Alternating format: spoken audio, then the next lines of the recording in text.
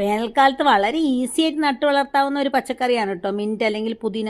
ഇത് വളർത്തിയെടുക്കാനുള്ള ഏറ്റവും എളുപ്പ മാർഗ്ഗം എന്താണെന്നറിയോ? നമ്മളെ കടകളിൽ നിന്ന് വാങ്ങിക്കുന്ന പുതിനയുണ്ടല്ലോ, അതിന് നല്ല മൂത്ത കമ്പുള്ള പുതിന നോക്കി വാങ്ങുക. അപ്പോൾ അങ്ങനെ വരുമ്പോഴത്തേക്കും അതിന് റൂട്ട്സ് ഉണ്ടാവും. അതായത് ഓരോ തണ്ടിൻ്റെയും നോട്ട്സിൻ്റെ അടിയിലായിട്ട് വേരുകൾ ചെറുതായി വന്നിട്ടുണ്ടാവും. അത് നോക്കി വാങ്ങിച്ചു കഴിഞ്ഞാൽ അത് തന്നെ മതി നമുക്ക് നട്ടുപിടിപ്പിക്കാൻ. ഇതിപ്പോൾ ഞാൻ അങ്ങനെ നട്ടു വളർത്തിയ ഒരു പുതിനയാണ് കേട്ടോ. ഇതിൻ്റെ കണ്ടോ, ഇതിൻ്റെ ബ്രാഞ്ചസിൻ്റെ അടിയിൽ, നോട്ട്സിൻ്റെ അടിയിൽ നിന്നുള്ള വേരുകൾ, ഈ വേരുകളുള്ള പുതിന വാങ്ങിച്ചു കഴിഞ്ഞാൽ വളരെ ഈസി ആയിട്ട് നമുക്കത് നട്ടുപിടിപ്പിക്കാം. ഗ്രോ ബാഗിലോ ചെടിച്ചട്ടിയിലോ ഉണങ്ങിപ്പൊടിഞ്ഞ കാലിവളവും മേൽമണ്ണും ചകിരിച്ചോറ് കമ്പോസ്റ്റും നന്നായിട്ട് മിക്സ് ചെയ്തതിന് ശേഷം ഈ നോട്ട്സ് വരുന്ന രീതിയിൽ നട്ടു കൊടുക്കും. പച്ചമുളകൊക്കെ നട്ട ചെടിച്ചട്ടിയിൽ നട്ട് കഴിഞ്ഞാൽ കീടബാധ ഒരുപാട് കുറക്കാൻ പറ്റും. അതുപോലെ തന്നെ മറ്റ് പച്ചക്കറികളുടെ കൂടെ ഇത് നട്ടു വളർത്താം. ജ്യൂസൊക്കെ ആക്കുമ്പോഴത്തേക്കും മിന്റ് ലീഫ് ഇട്ട വെള്ളത്തിലാണ് ചെയ്യുന്നതെങ്കിൽ രുചിയും കൂടും, ഗുണവും കൂടും.